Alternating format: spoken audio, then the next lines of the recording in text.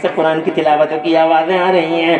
हज़रत मोहतरम आज कैसा वक्त आ गया है, घरों से कुरान की तिलावतों की आवाज़ें कहाँ आती हैं। औरतें सोती रह जाती हैं, 9-9 बजे तक नई नवेली दुल्हन सो रही है जनाब वाला, दुल्हनें सो रही हैं, औरतें सो रही हैं। वो सास बेचारी दुश्मन की नज़र से दुल्हनों से देख रही है, जो ये कह दे हाय पड़ी सोती रह जाती है, नहूसत फैलाती पूरे घर में जनाब वाला। तो उस सास से बुरा और है ही कौन, उस सास से बड़ा दुश्मन कौन है जो इस औरत को जगा दे।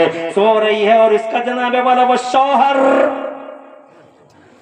शौहर कहूँ या कयामत, शौहर कहूँ या मुसीबत, इसे ना दीन का पता है, ना दुनिया का पता है, ना माँ का पता है, ना बाप का पता है। औरत के प्यार में जनाब वाला ऐसा खोया, ना इसे फजर का पता, ना जनाब जोहर का पता, ना अल्लाह का पता, ना रसूलुल्लाह का पता। बीवी बीवी बीवी बीवी, न जाने कितने नौजवानों ने इन बीवियों के चक्कर में अपनी माओ के कलेजों को दुखा डाला जनाब वाला, माओ को मारा, माओ से बदतमीजी की। मगर इन जालिमों बाशगुंडे नौजवानों को कौन समझाए कि माँ माँ है, बीवी बीवी है, प्यार करो। बीवियों से कौन मना करता, बीवियों से प्यार न करो, बीवियां फूल है, सुना करो, बीवियां मोहब्बत किया करो, बीवियों से उनसियत उनसियत, बीवियां उनसियत हासिल करने की चीज है, बीवियों से चैन मिलता है, सुकून मिलता है। लतस्कुनु इलैहा, अल्लाह ने इरशाद फरमाया बीवियां इसलिए बनाई गई हैं ताकि तुम उनसे चैन और सुकून हासिल करो, उनसियत हासिल होती है बीवियों से।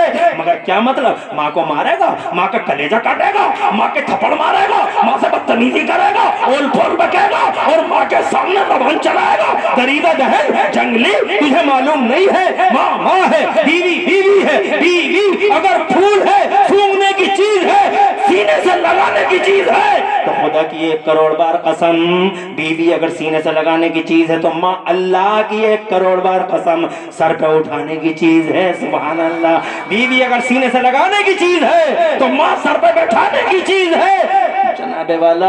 मैं ये नहीं कह रहा हूँ बीवियां मर जाएं, मगर एक मिसाल दे रहा हूँ। अल्लाह सबकी बीवियों की लंबी उम्र करे, तुम्हारियों की भी हमारियों की। मगर अगर बीवी मर गई तो जनाब हो, अगर अल्लाह लंबी उम्र करे, मगर मैं मिसाल दे रहा हूँ तो मत मानना, अगर बीवी मर गई तो जनाब कल को दूसरी कर लो, दूसरी मर जाए तीसरी कर लो, तीसरी मर जाए चौथी कर लो, चौथी मर जाए 5वीं कर लो।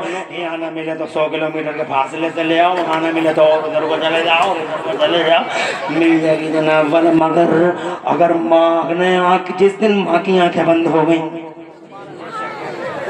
अरे माँ के गुस्ताखो, जिस दिन माँ की आंखें बंद हो गई, टॉर्च लेके घूमना, लाइट लेके घूमना, गली गली गलियारे गलियारे,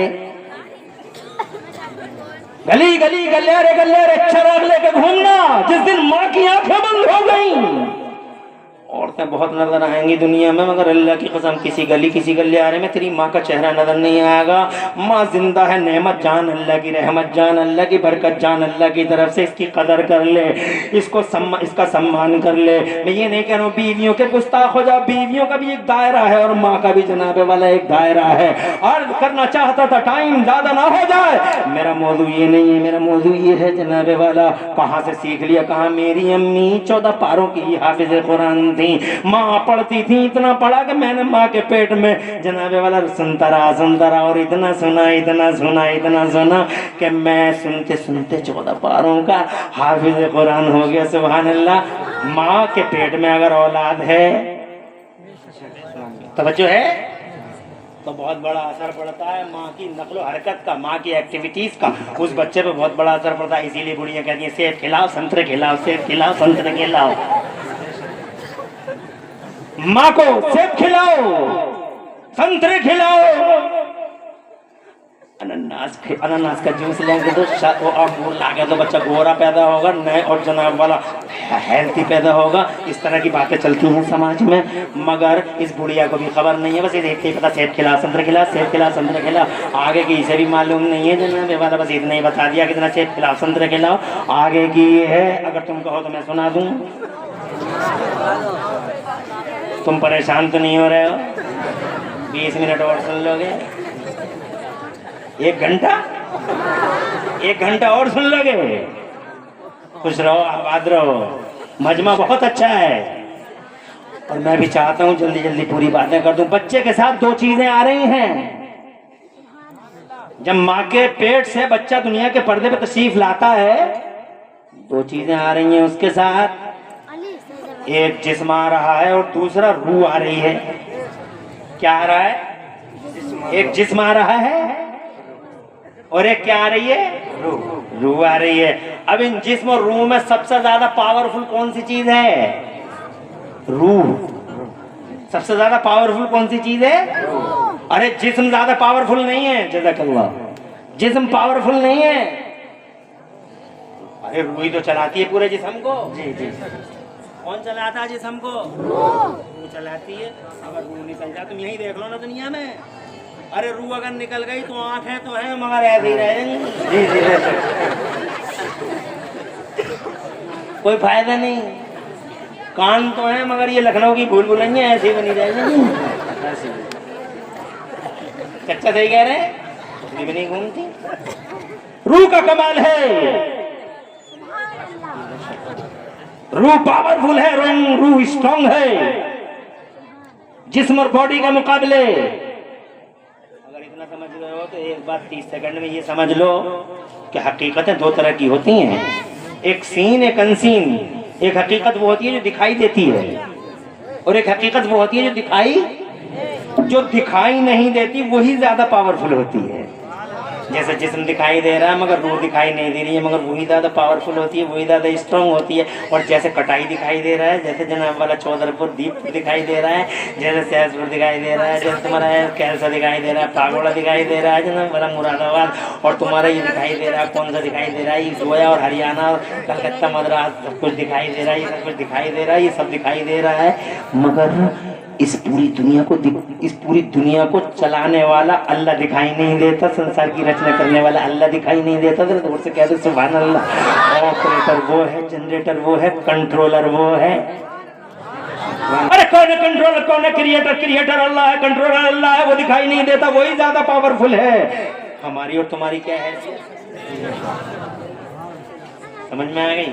एक तीसरी बात और कह दूं 15 सेकंड में।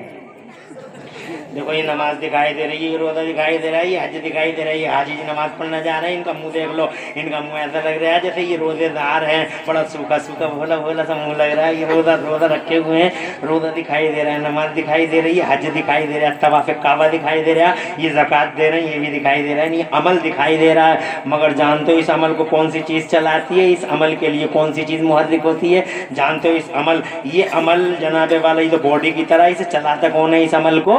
तो जनाब जानते हो कौन सी चीज चलाती है अमल को? अमल को चलाता है अकीदा, और अकीदा दिखाई नहीं देता। क्या अमल को क्या दिखाई दे? अमल को कौन सी चीज चलाती है? अरे अकीदा अच्छा नहीं है तो नमाज बेकार है, अकीदा अच्छा नहीं है तो रोजा बेकार है, अकीदा अच्छा नहीं है तो हज बेकार है जनाब वाला। अकीदा अगर अच्छा नहीं है तो जनाब तुम लाख सजदे कर लो, करोड़ों सजदे कर लो, हर सजदे तुम्हारे मुंह पे मार दिया जाएगा। जैसे शैतान के सजदे कोई कम है? शैतान ने इतने सजदे किए, इतने सजदे। तुम शैतान को क्या समझ रहे हो? कोई मामूली चीज है शैतान? जनाब वाला करोड़ों साल तक सजदे किए हैं, उसने करोड़ों साल तक सजदे किए हैं। शैतान के इतने सजदे हैं कि अगर वो सजदे उसके जमीन भर में फैला दिए जाएं तो पूरी जमीन में शैतान के सजदे फैल जाएं, मगर एक भी सजदा काबिल कबूल नहीं है। वजह क्या? उसका अकीदा खराब हो गया। अकीदा खराब हो गया तो अमल अपने आप खराब हो गया। अमल को चलाता है अकीदा, इसीलिए अकीदा अच्छा रखो।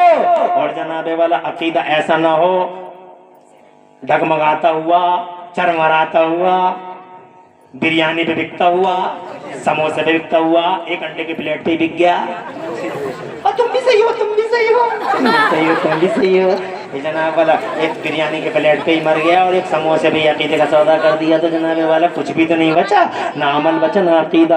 बॉडी की हैसियत नहीं मगर रूह की हैसियत है, दुनिया की हैसियत नहीं मगर अल्लाह की हकीकत है। जरा जोर से कह दो सुभान अल्लाह। और अमल की कोई हैसियत नहीं है, अमल की कोई, जब तक अकीदा सलामत ना हो, जब तक अकीदा सलामत ना हो, अकीदा सलामत तो अमल की हैसियत। इसका मतलब कुछ चीजें वो हैं जो दिखाई देती हैं और कुछ वो हैं जो दिखाई नहीं देती। तो जो दिखाई नहीं देती तो बच्चे के साथ भी दो चीजें आ रही हैं। अब बुढ़िया को जनाब एक चीज की फिक्र है, दूसरी चीज की फिक्र नहीं है। जिस्म की फिक्र है, मोटा हो जाए, ताजा हो जाए, गोरा हो जाए, चिट्टा हो जाए, मेरा पोता सेब खिलाओ, संतरे खिलाओ, अनानास खिलाओ, अंगूर खिलाओ, खिला ले कब तक खिलाएगी। और ये समझ ले कि तेरा पोता या तेरी पोती हेल्थी और गोरी चिट्टी और गोरा चिट्टा पैदा होगा, मगर रूह की फिक्र किसी को नहीं है जनाबे वाला। रूह की फिक्र कौन कर रहा है? कोई भी तो नहीं कर रहा है। अब बताओ, रूह जैसे जिस्मों की फिक्र है तुम्हें, रूहों की फिक्र होना चाहिए या नहीं होना चाहिए? मगर रूहें स्ट्रॉन्ग होंगी कैसे, रूहें मजबूत होंगी कैसे? अगर सेब संतरा खाने से बच्चा हेल्थी होगा, गोरा चिट्टा होगा, तो कौन सी चीज होगी जिससे हमारी रूह कवी हो जाए, हमारी रूह स्ट्रॉन्ग हो जाए? जानते हो वो क्या चीज है? वो ये चीज है, सास कहे अपनी बहू से, अजान हो रही है खामोश हो जा, अजान सुन, जोर सको, वो अजान सुनेगी जनाब वाला, इधर सुनेगी, इसका सीधा असर बच्चे के जहन पे जाएगा। सुभान अल्लाह। जब सेब संतरा असर करता है तो अजान भी असर करती है। जरा जोर से कह दो सुभान अल्लाह जनाब वाला। ये औरत किसी की चुगली ना करे, किसी की चुगलियां ना करे, चुगलखोरियों का बाजार गरम ना करे, हाय बहनी पूरे गाँव को खंगाल ना दे, किसी की खाना तलाशी न ले, हाय बहनी कर करके जनाब वाला चुगलियों के बाजार गरम न कर दे। हज़रात मोहतरम, इसकी जबान पे चुगलियां नहीं होना चाहिए, इसकी जबान पे जनाब वाला कुरान शरीफ की तिलावत होनी चाहिए। जरा जोर से कह दो सुभान अल्लाह। मुस्तफ़ा का नाम होना चाहिए जनाब वाला। जिस घर में इस तरह की पोजीशन हो और सिचुएशन ऐसी हो, तो उस घर के अंदर कभी हजरत फातिमा का वाक़या बयान किया जाए, कभी हजरत राबिया बजरिया का बयान किया जाए, कभी सैयदा गौसे आदम की अम्मी सैयदा उम्मुल खैर का बयान किया जाए। सुभान अल्लाह। तो खुदा की कसम, ऑटोमेटिकली इस बच्चे, आने वाले बच्चे की रूहानियत पर इन चीजों का असर पड़ेगा। अगर सेब संतरा खाने से जनाब वाला बच्चा हेल्थी पैदा होगा, तो अज़ान और कुरान की तिलावत सुनने और सुनाने से रूहानी तौर पर वो बड़ा मजबूत होगा। जोर से कह दो सुभान अल्लाह। यही वजह है कि माँ की आगोश पहला मदरसा है जनाब वाला। माँ जैसा सिखाती है वैसा सीखता है बच्चा। जनाब ये कहना चाहता था, इन्होंने 14 पारे याद कर लिए और बगदाद वालों ने 17 या 18 पारे माँ के पेट में ही याद कर लिए। सुभान अल्लाह। जोर से कह दो सुभान अल्लाह। ऐसी औरतें, बैठ जाओ थोड़ी देर और, 10 मिनट 50 मिनट हो गए मुझे बोलते हुए, कहो तो 10 मिनट और ले लूं, नहीं तो बात को तमाम कर दूं। अरे तमाम कर दूं तो बैठे रहो। और ऐसे ही माँ बहनों से भी कहूंगा, आराम से बैठी रहे,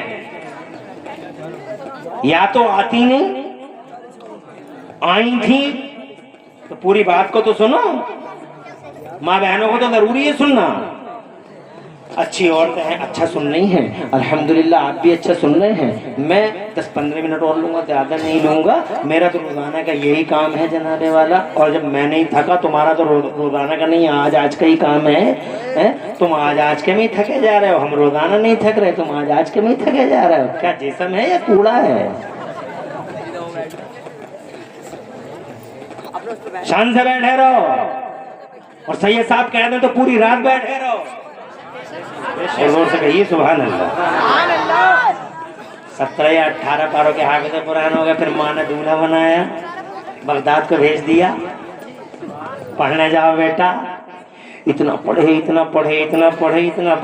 और इतने बड़े आलिम बने कि पूरी दुनिया के पर्दे पे मेरे गौसे आदम की टक्कर को कोई आलिम ही नहीं था जनाब। इतने बड़े आलिम मगर ये लोगों, गौसे आदम की बोली सुनिए, इतने बड़े आलिम की पूरी दुनिया के पर्दे पे टक्कर का नहीं कोई भी, मगर इसके बावजूद उन्होंने कभी नहीं कहा मैं इतना बड़ा आलिम, मैं इतना बड़ा आलिम, मैं इतना बड़ा आलिम। तुम हर वक्त मैं करते रहते हो। तुम्हें मैं के अलावा कुछ याद ही नहीं। मैं चौधरी साहब, मैं सूरमा साहब, मैं 36 मार खासा, मैं कौन है बे तू? जी सारी कौम मैं चली गई। तवज्जो है। मगर गौसे आजम की बोली सुनो, फरमाते हैं दरस्तुल इल्म हत्ता सिरत पदवा वनिलत सादा मिन मौलल मवाली। मैंने मदरसों में इतना इल्म हासिल किया कि अल्लाह ताला ने मुझे कुतुब बना दिया। सुभान अल्लाह। वनिलतु सादा मिन मौलल मवाली, और मैंने अल्लाह ताला से बड़ी सादत हासिल की। सुभान अल्लाह। यानी इल्म तो है मेरे पास, मगर ये इल्म मेरे अल्लाह ने अता फरमाया। सुभान अल्लाह। दूर से कहो सुभान अल्लाह। हर नेमत पे अल्लाह को याद किया करो। देने वाला अल्लाह है, लेने वाला अल्लाह है, मगर तुम हर वक्त मैं